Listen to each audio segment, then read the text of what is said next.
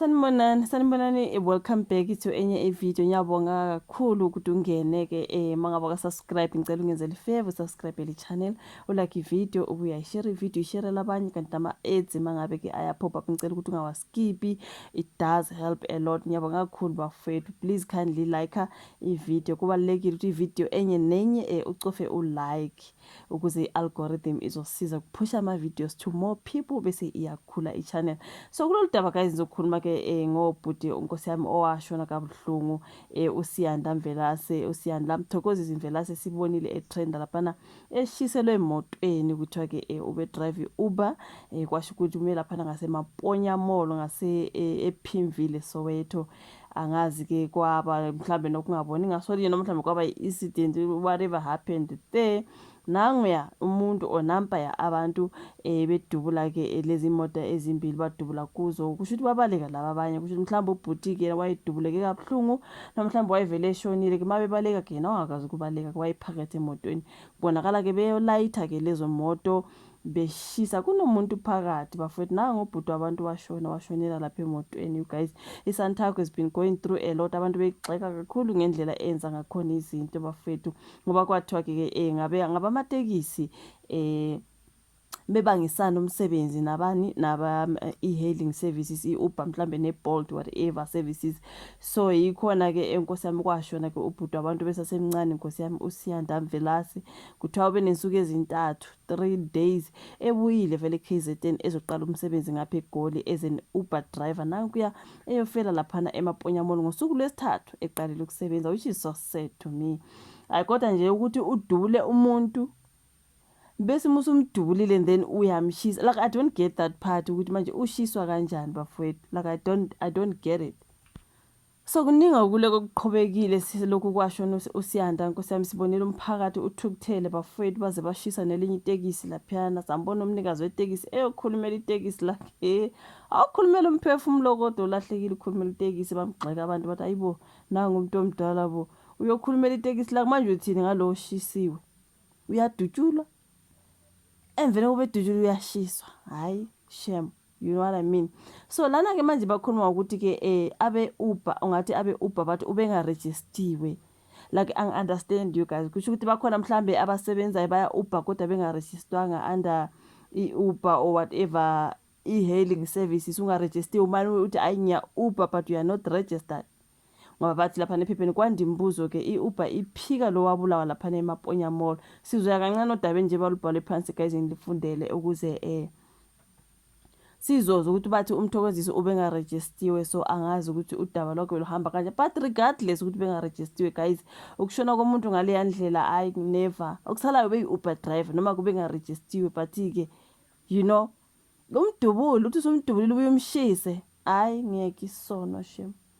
Kuthiwa kwandimbuzo ke ngokuhleleka kwemboni yezimoto ezisebenza ngokukhokhelwa ngebanga inkampani iphika ke lo wabulawa ngeledlule.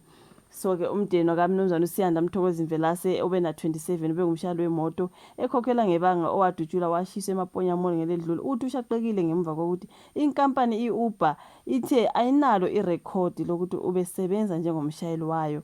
So estatementeni iUber ithe ibuhlungu kakhulu ke ngalesi sigameko, kodwa iyaqinisekisa ukuthi abashayeli abathintekayo bebengabhalisiwe ezinkundleni zabo zokusebenza.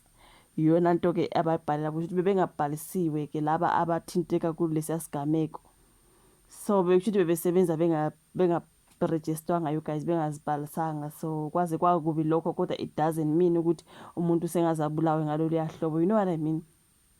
Bathi bona ke siphatheke kabi kakhulu ngokwenzekile. Lesi sigameko sinzima kakhulu futhi imicabango yethu ikubo bonke abathintekile ngalesi sikhathi esinzima ngendlela emangalisayo. Nakuba ke abashayeli abathintekile sekuqinisekisiwe ukuthi ababhalisiwe ku platform ye-Uber. Ukuphepha kwa wonke umshayeli nomgibeli osebenzisa noma iyiphi iservice kufanele kube yinto ehamba phambili, futhi kuyinto ke esiyibheka njengento ebalekile kusho lapha nabakwa Uber.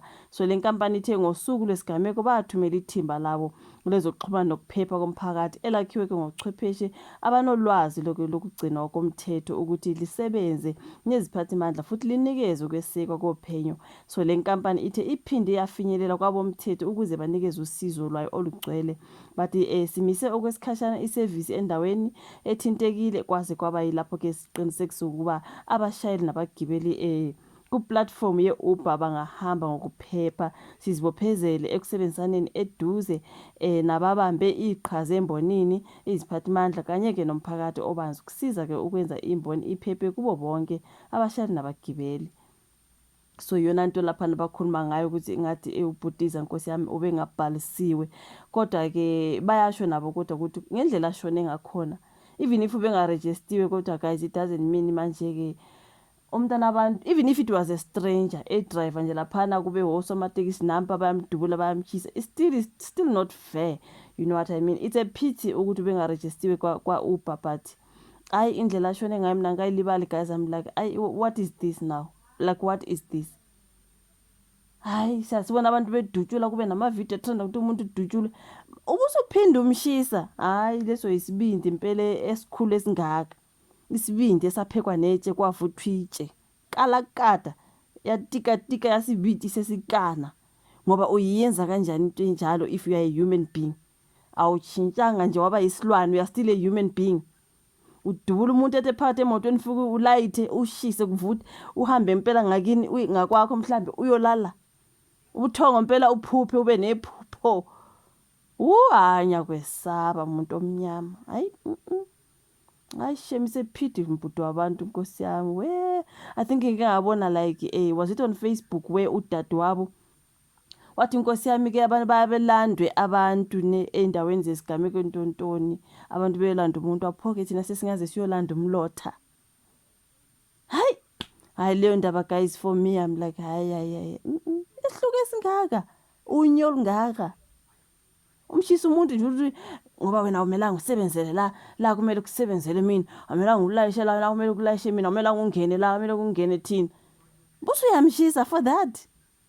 If ubese phutheni waye kungabanga ke kuba ukuthi mamela bhutiza amelanga usebenzele ngala, awushiftele ngalapha, isingakhulunywa ngomlomo leyo nto. Umsuse lapho kombona khona uyalayisha noma mhlawumbe uyadropa, umsuse umtshele ukuthi amelanga usebenzele ngala, umthetho uthi nasihamba kanje nina nihamba ka, you know what I mean.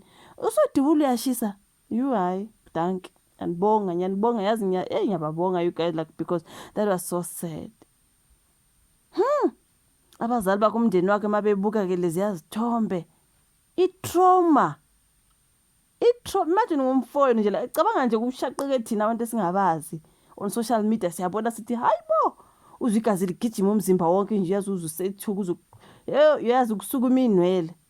Imagine a family member, imagine uma wakhe.